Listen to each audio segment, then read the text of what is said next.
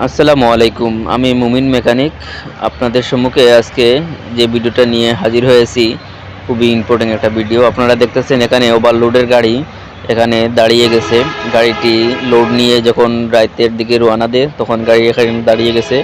গাড়িটি আর সামনের দিকে হাঁটতেছে না, সাদা ধোঁয়া মেরে বন্ধ হয়ে গেছে। তো এসব কিসের কারণে হতে পারে? ছোট্ট একটি কারণ নিয়েই আমাদের বড় বড় সমস্যার সৃষ্টি হয়। আপনারা অবশ্যই আপনাদের রেডিয়েটরে পানি আছে কিনা অবশ্যই চেক রাখবেন। অবশ্যই মোবিল আছে কিনা সকালে চেক করে গাড়িটা স্টার্ট দিবেন।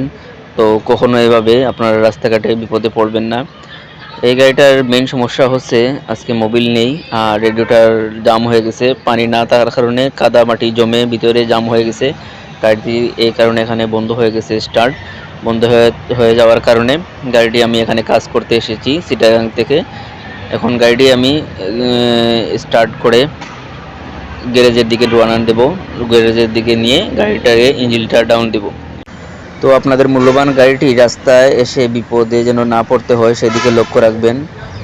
ভিডিওটি ভালো লাগলে অবশ্যই লাইক কমেন্ট শেয়ার করে দিবেন। আসসালামু আলাইকুম ওয়া রাহমাতুল্লাহি ওয়া বারাকাতুহু।